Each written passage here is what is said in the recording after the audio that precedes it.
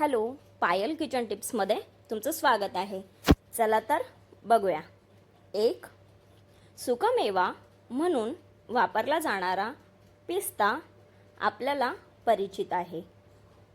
ह्या झाडाला हरभऱ्याच्या घाट्यांसारखी हिरवीगार फळे लागतात। फळांवर पातळ घट्ट साल असते।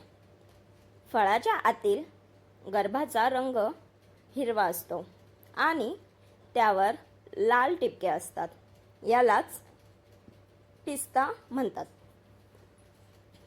2 पिस्ते मिठायांमध्येही घातले जातात। पिस्ते मधुर व स्वादिष्ट लागतात। 3 पिस्ते बलदायक, पुष्टिकारक असतात। पिस्त्यांतून तेल निघत असते।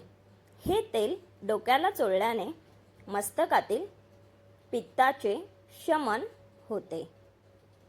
4 पिस्ते पचनास जड, स्निग्ध, उष्ण, वृष्य, स्वादू, वीर्यवर्धक, रक्तशुद्ध करणारे, बलकारक, पित्तकर, कडू व सारक असतात।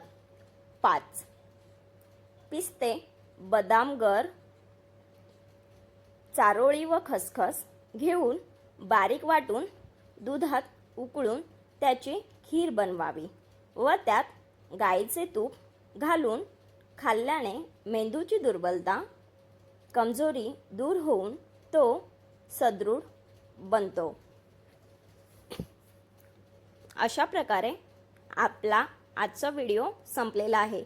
अशाच नवनवीन व्हिडिओंसाठी आपल्या चॅनलला लाईक, शेअर आणि सबस्क्राईब नक्की करा। आपल्या चॅनलवरती तुम्ही नवीन असेल तर चॅनलला नक्की सबस्क्राईब करा।